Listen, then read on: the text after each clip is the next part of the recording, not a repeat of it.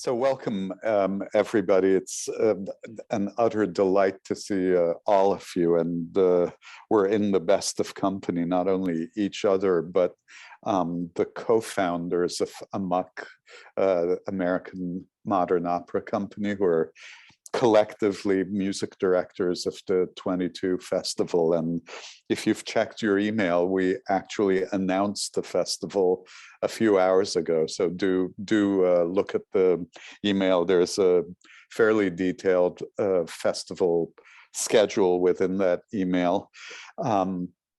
I should explain for those of you who are wondering what the very red room in my house is.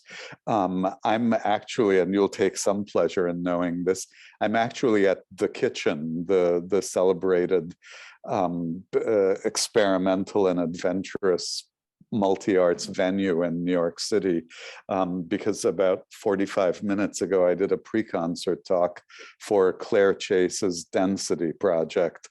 And as I speak, 2 floors below me, Claire is in mid-concert and sends very fond greetings to many, many, many Ojai festival friends. Let's plunge in because we've got such great company and so much to talk about.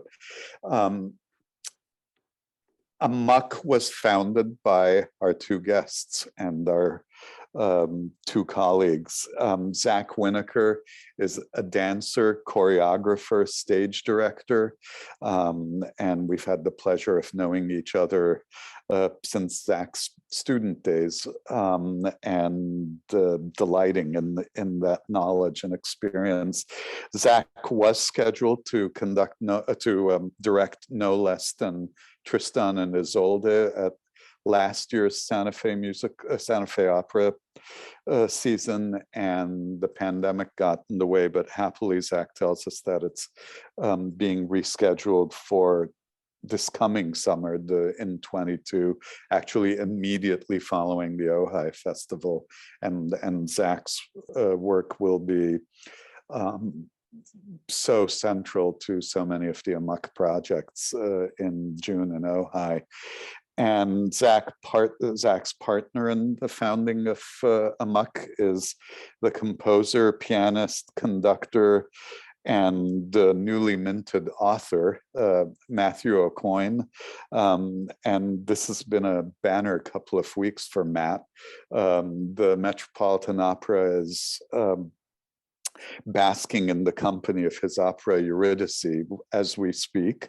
And that's a project that, of course, began life at LA Opera in February of 2020, just before the pandemic. But also on Tuesday, and I happen to have it right here, Farrar, Straus and Giroux published Matt's book called The Impossible Art Adventures in Opera, which is a reflection on the improbable and unlikely art of opera, and an exploration of some key defining operas, and also has some wonderful material in it about the making of Eurydice, including a conversation with Sarah Rule, the playwright, whose play forms the basis of the libretto and who was Matt's collaborator. So huge welcome to both of you. And our Ojai adventure really begins officially tonight. I've actually, though we've all known each other for a long time, I've never asked the origin story of AMOC. How was this at the end of a long dinner with plenty of wine? How did AMOC begin, and what was what is the origin story? I don't know it. Well, it starts with a lot of kind of crossing of paths without really knowing each other.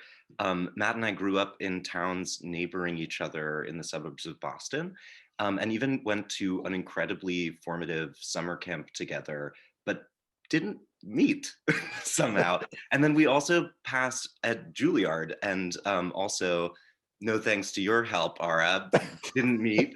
And actually we were introduced, is this right, Matt? But we were introduced by Anthony. By Anthony Costanzo, yeah, of course, an AMOC member, among other things. Yeah, it was at a brunch in, I think, 2014. And I think within about a week, we had become close enough that we were already brewing the idea of what became AMOC. Yeah, and I think when we were starting to think about it, we were, talking a lot about what it was to work in the field of opera and the many, many challenges that are included in how we could sort of build a real repertory company that functioned more like a rock band or a dance company or a theater troupe than most of the opera companies that we were working with. Yeah. Zach, in a video that the two of you have made that actually was also released today, and everybody on this call can see, you talked specifically about that quality, which is, a dance company works together and grows together. And in opera and in many musical settings, there are crossings, but people come and go, and there isn't that consistency. Is that, I'm assuming that's central to why AMOC, because that's the next question. Why AMOC? What need did it address for both of you? And if you can speak for the other members of the collective, what draws this amazing array of young artists to be a part of AMOC, apart from their other work? Yeah, well, it really is the kind of constancy and consistency of relationship over time. And, I trained at Juilliard as a dancer, and the people that I was most kind of looking up to and had the pleasure of meeting and working with were people like Pina Bausch and William Forsythe. And the quality of that work is just unmatchable. And when Matt and I were in these early conversations about what could a opera company look like that we would both be, hugely fueled by, it sort of took that shape. And it's interesting because a lot of opera started that way, and there were sort of experiments, even into like the 1970s with Felsenstein and Stuttgart that sort of functioned in that way. And so what we wanted to do was sort of gather all those people, and the conversation that Matt and I were having of just like, man, 5 weeks in one place, 5 weeks in another place, 5 weeks in another place. How can we keep getting better? And we were having the same conversations with so many of our colleagues. And just knowing that there's a place to come home to, where there's a kind of accumulated language, where there's, friendship and fellowship that you can sort of bask in. The work of making art just keeps getting deeper and deeper, and also more fun a lot of the time. Yeah, there was a sense that in a lot of big companies, the thing that is consistent is not necessarily the artists.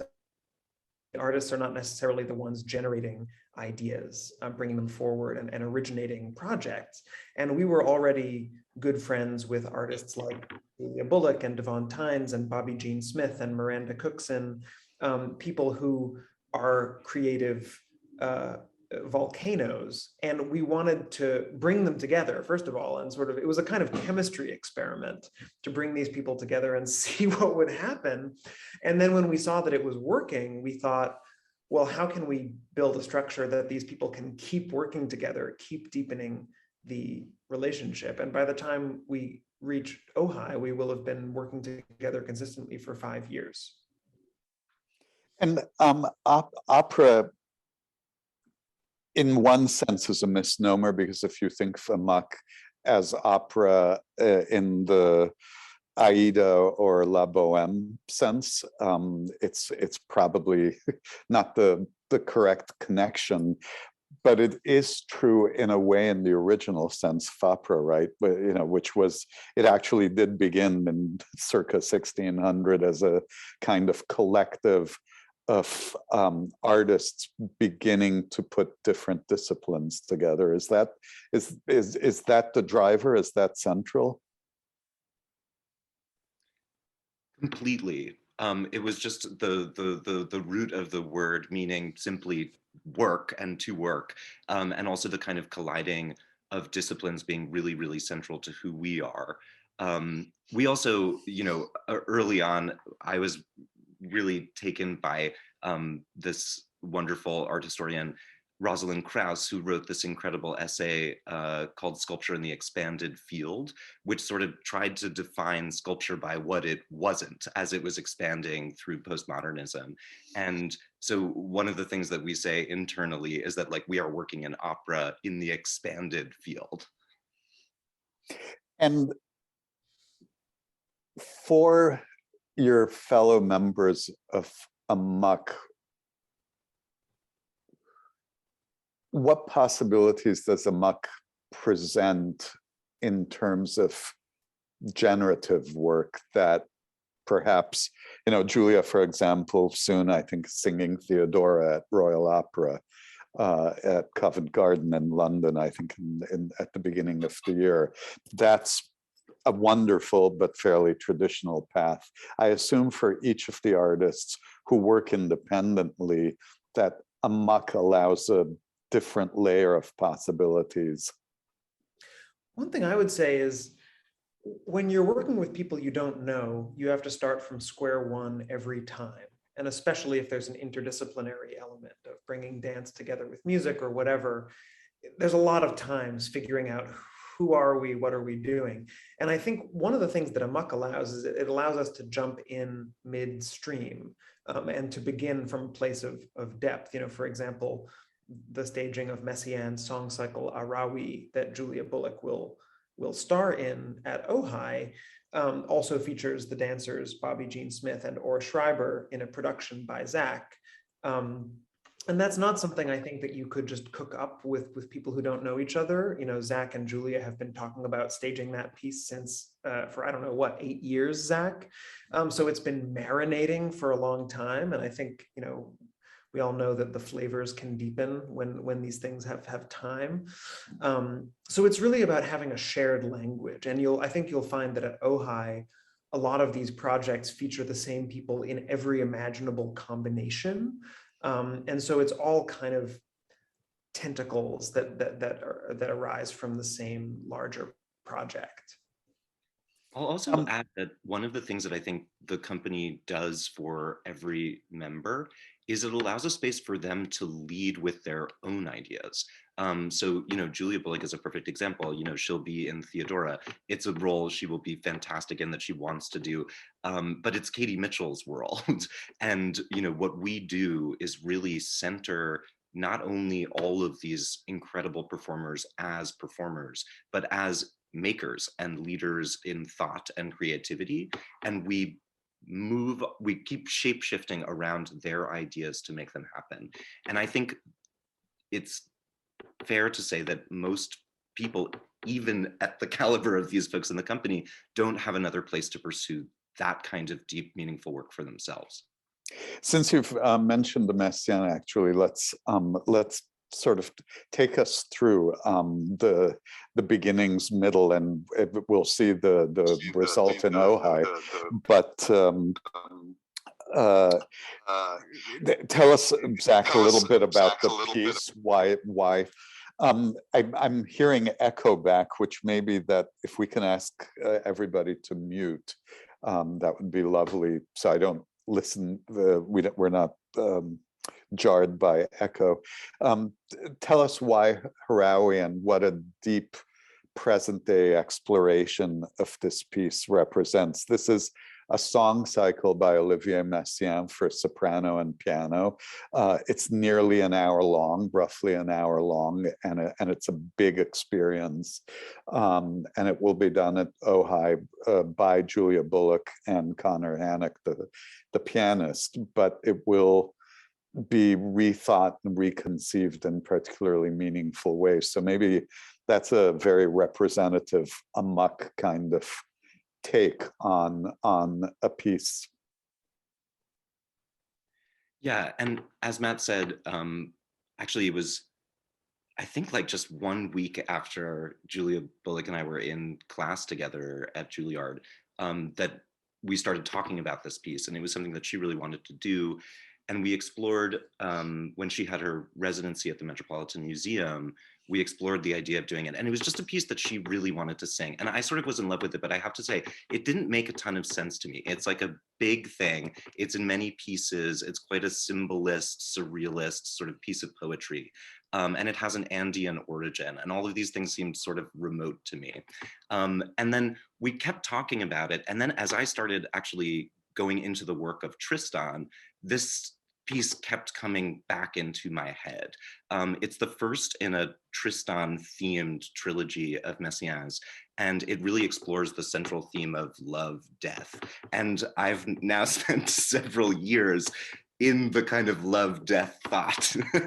And so it sort of presented when Ara invited us to do Ojai, Julia and I, and it was sort of aligned with the timing around Tristan. And I said, look, this actually would be such a fun thing to be working on at this moment, as I've been like deep in the Tristan world. And, you know, you've sort of gone away from it and come back to it. And then we were talking about what we might want to do. And Julie was talking about one of the movements where there's a kind of onomatopoeic use of text that sort of reflects the ankle bells that would have been used in the original Andean dance associated with the kind of cultural origins of the text. And I thought, well, you know, instead of using that kind of appropriative language, what if we just open the piece up to dance in a different way? And what other kind of dance could be in this piece, and how could that really come forward? And so what we're thinking about is this kind of double duet where we have Julia Bullock and Connor Hennick, soprano and pianist. And then we're adding two extraordinary dancers from the company and choreographers, Bobby Jean Smith and Or Schreiber.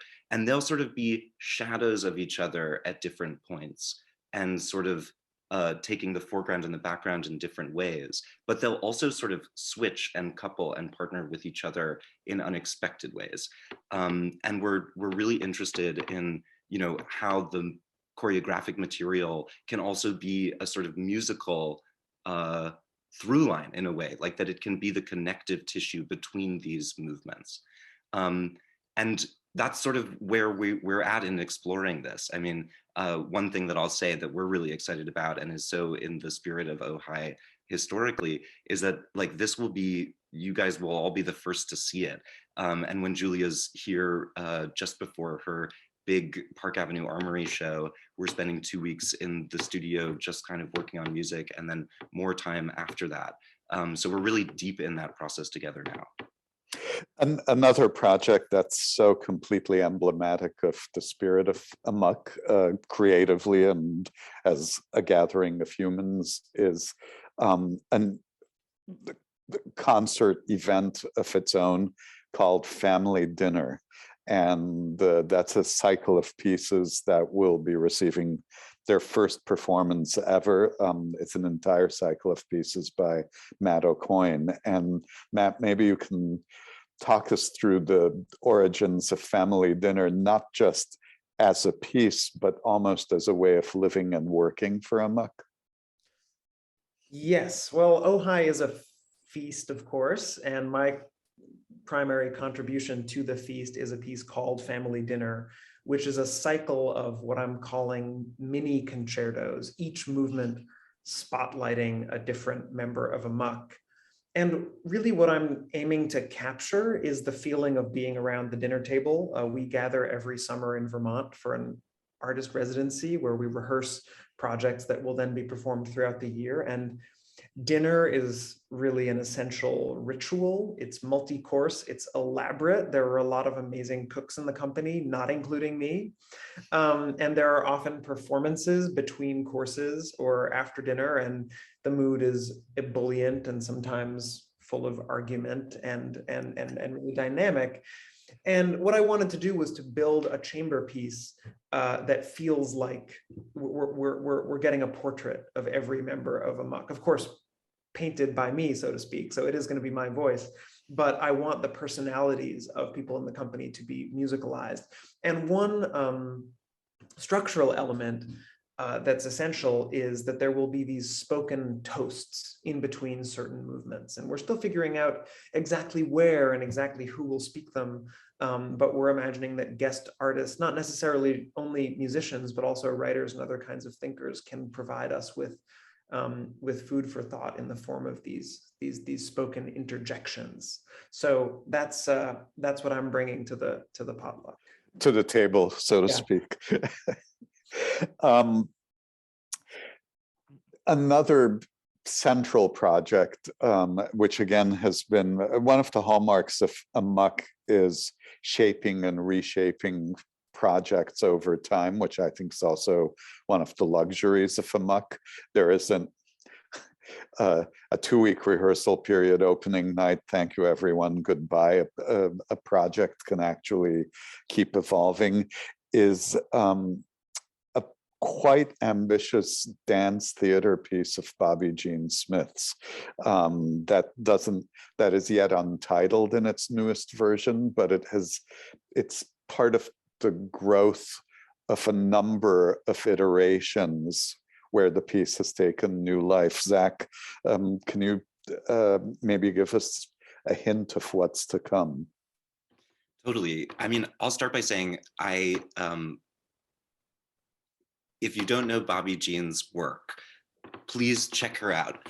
There's an extraordinary documentary that's online called Bobby Jean that won every single award at the Tribeca Film Festival. That's a documentary about her, an extraordinary sort of superstar from the Batsheva Dance Company, and is really defining herself as one of the most important choreographic voices of this generation. And she just sort of finished an incredibly wonderful new piece at the Royal Danish Ballet recently. This piece actually started during the pandemic. And as Matt mentioned, we are our sort of spiritual home is in Vermont, and many of the company members, Matt and I both have houses up there, and many of the company members were kind of fleeing the city to be with us, Bobby included. And there was an opportunity to sort of do a residency at the wonderful museum called Mass Mocha, that's just 15 minutes from where we are. And Bobby was really interested in sort of exploring this notion of broken theater. Like what are the ghosts of theaters in this moment where we're all out isolated and not able to go in? And so she started to tell like a series of ghost stories in a way. And that residency became a film. And that film has just been finished. And so it's this film called Broken Theater. And it's a kind of like the movie Russian Ark a little bit. There are like many long, gorgeous sequences that sort of move throughout this big warehouse trailer. And basically there's all of these different characters who keep kind of meeting each other and coalescing into these different scenes. And so what Bobby's working on for Ojai is a very special version of that that will happen in a gym and will sort of adapt and evolve parts of the film in their choreographic content. And it will also include a huge feast, to continue the theme, of music, including some unexpected real bonbons, like Julia Bullock singing Connie Converse, and Paul Appleby singing Schubert with Connor, as well as songs from Pete Seeger and others. Only in Ojai and with AMOC can you get Pete Seeger, Schubert, and Connie Converse, as well as a dance theater piece all at the same time. So that, by the way, we should mention will be done because it's in a smaller setting than Libby Bowl. It will be done in one of the quite wonderful and atmospheric school gymnasiums in Ojai, and that will be done twice during the festival because not everybody can fit in and see it at the same time. So you will have the option of seeing it either on Friday afternoon or on Sunday afternoon.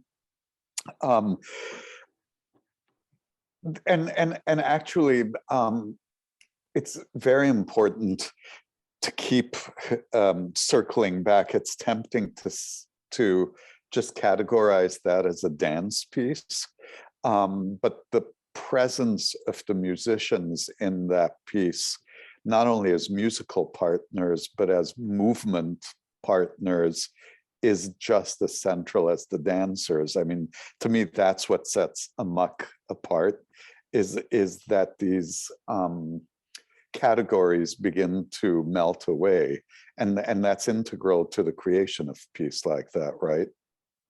Yeah, and I think, Matt, I always love listening to you talk about Bobby and Kier's working relationship, but maybe that's an interesting place to go now. This is Bobby Jean Smith, the dancer and choreographer, and Kier Gogwilt, a violinist and real kind of artistic thinker who's part of the collective. Yes, and one of Kier's expansions on Bach will be another particularly enticing program in our festival. Yeah, I think the artistic relationship between Kier and Bobby was in a way the founding connection for AMOC. They worked together first on a production, a staging of my piece, The Orphic Moment, and Bobby was asking Kier to do things that he had never done before. You know, the two of them became, I think we called them the creature, this kind of many-limbed violin dancer creature. And at first I remember Kier kind of saying, I won't be able to play, you know, it's going to interfere with my movement. And then they had this astonishing chemistry, so much so that they went off and made a piece of their own, a piece called A Study on Effort, that had originally been a solo piece, but Bobby decided that it really needed a partner. That piece, which is an hour-long duet for violin and dancer, which explores many forms of human effort, a single gesture held for longer than you think is possible, held in different ways by violinist and dancer, is for me, it's extraordinarily moving, and also it feels like the distilled essence of what we're trying to do in AMOC. I think it's one of those pieces where we're still chasing after this primal fusion. So yeah, that is an extra wonderful example of what I think we're after in AMOC. And of course, you'll see both Bobby and Kier at work next year at Ojai. Well, and you gave us a little bit of a tease about a program that Kier has helped generate, which we're calling About Bach, which will be on the Saturday morning of the festival at 11 a.m. In Libby Bowl. That's, to me, also kind of an AMOC trademark, the natural bond between early music, Baroque music, and the newest pieces. How did that come? How did that take shape about Bach? I do think there's a pattern that many of the artists in AMOC they're both people that you would actually want to hear play Bach or Schubert or Beethoven, and also people who are willing to play the most out there, gnarliest new piece you could throw at them. We were consciously looking for people who had both skills when we founded the company. And I think the program About Bach is a great example of that. Kier has, for me, the most riveting account of the Bach chaconne that I've ever heard. I've heard him play it probably dozens of times. And that piece forms the core of a program that will also include contemporary pieces that expand upon, twist, melt, reimagine that piece, including an extraordinary string quartet by Cassandra Miller that uses an algorithmic process that I am not capable of articulating to sort of regenerate the chaconne's primary melody anew. And also a piece called Tanz Tanz by the composer Reiko Füting, which we have featured in a music and dance piece called With Care, which will potentially be performed with choreography, hopefully. So that part of the program will be kind of phantasmagorical variations on the chaconne. The program will, however, also feature our kind of sister ensemble, Ruckus, the early music ensemble, performing selections of Bach's flute sonatas in new arrangements with Continuo Ensemble, featuring the amazing flutist Emmy Ferguson, who's a member of both groups. Yeah, this is irresistible, and I want to give to everybody listening, I want to just hand you the opportunity to say, we're going to see AMOC and Ruckus You know, it's how can you resist the temptation to tell your friends what you're about to see? Or the alternative, which is there's a ruckus, a muckus. Ruckus is, as Matt was saying, a period instrument group, very inventive, very adventurous, that has very natural overlaps with the membership of AMOC, and has also collaborated with individual members of AMOC, including Anthony Roth Costanzo and Devon Tynes in projects. And you all, if you were at the September Festival, had a little bit of a preview what Emmy Ferguson can do. Emmy stepped in on fairly short notice when the previously scheduled artist couldn't travel for our current visa limitations. And Emmy learned to play a recent piece of Gabriela Ortiz, which was written for recorder, but with Gabriela's blessing, she played it on Baroque flute, which just was a whole different take on the piece. And then the next day played modern flute in a variety of recent Mexican music. So that sort of leads me to another key quality of the AMOC members is multiple fluencies. Is that a fair and multiple fluencies, not just between old and new music, but kind of in 3 dimensions across various planes. Can you talk about, and maybe that's a natural part of being a young artist these days, is it? I think it is, but I think AMOC's members take it to an extreme. None of these artists would have been asked to do the sheer variety of things that many of them are capable of. Emmy's a great example, being, you know, both the principal flute of the Handel and Haydn Society and also the most in-demand new music flutist in New York City.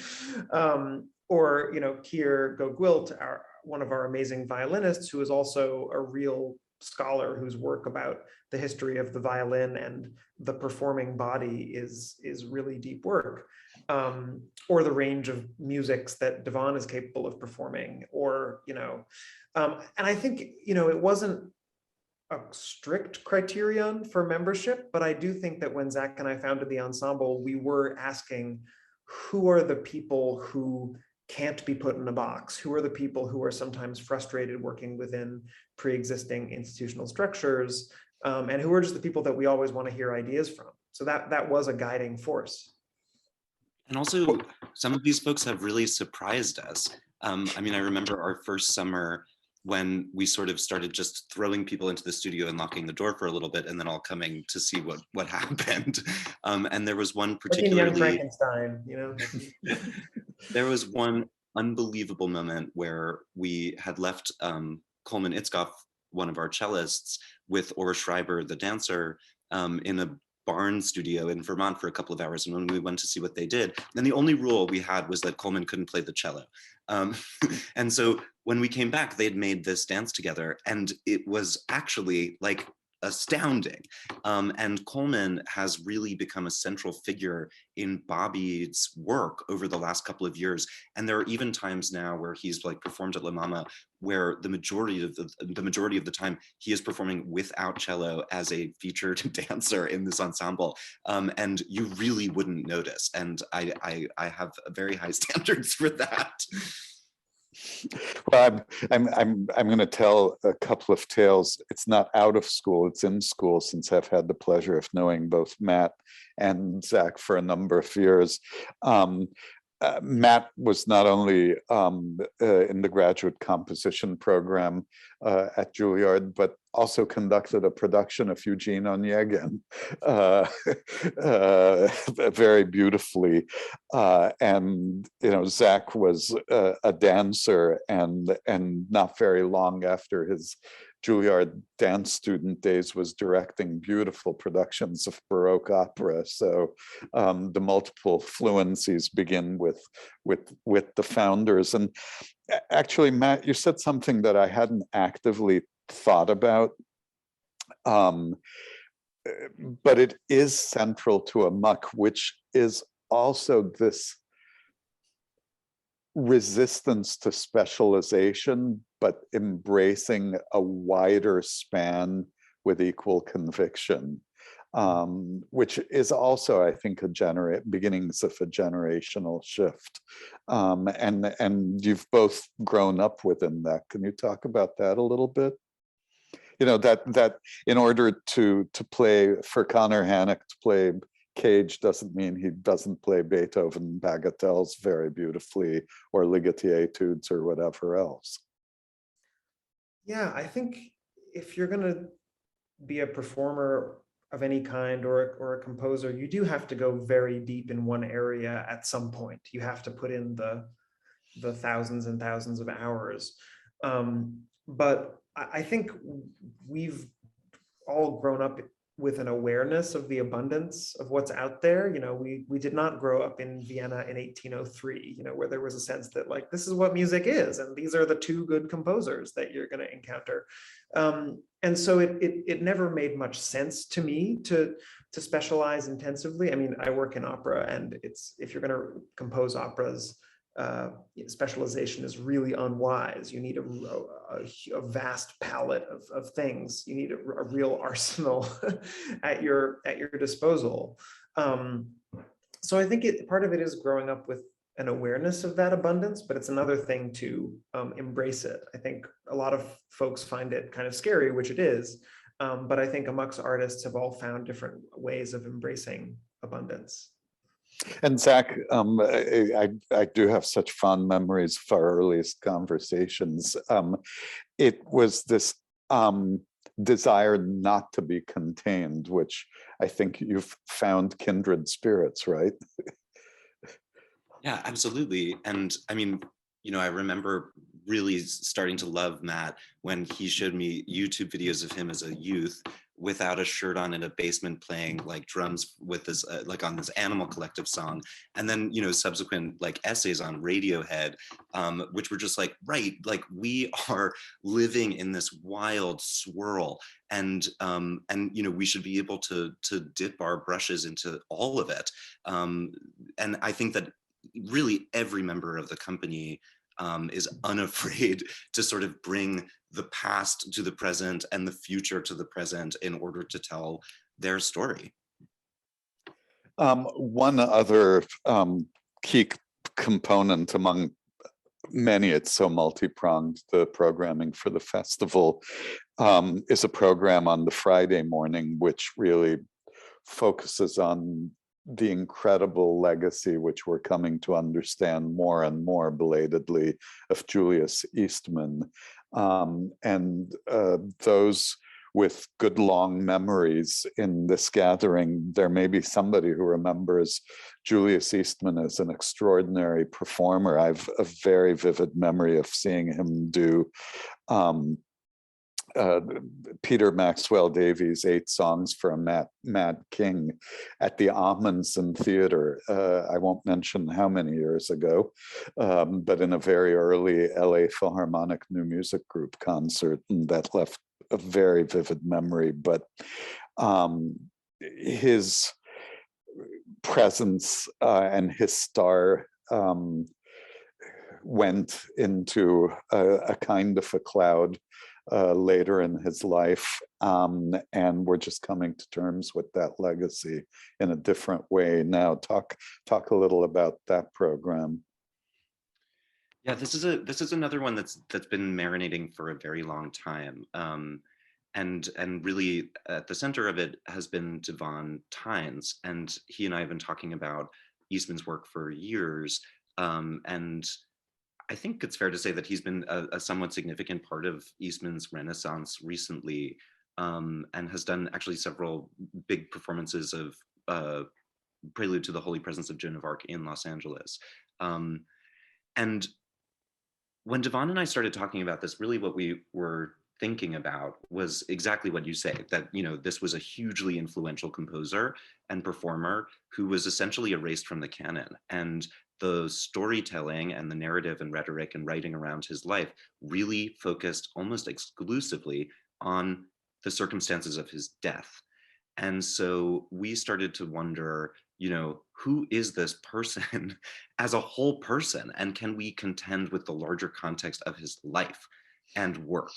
And so, I think that this will be, Ojai for us will be a really major step on a very long and evolving project to sort of bring Eastman's work in a sort of more encyclopedic way to the fore. We are certainly not alone in doing this. There are many others, and we're actually joined by a really important Eastman scholar and player, Seth Parker Woods, who's also kind of been really deeply influential in the forming of this program, and has also brought to our attention several pieces that I don't think anyone's heard since the 70s that will feature in this program, as well as some ecstatically joyful pieces that we hope to do with like the entire assembled forces of the festival.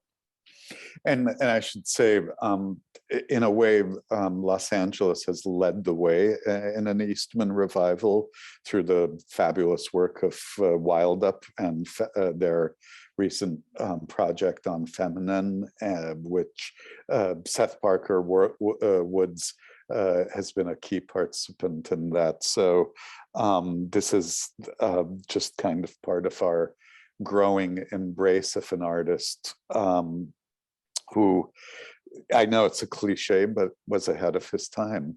And he really was, and we're just beginning to catch up. There are two programs when you look at the listings that are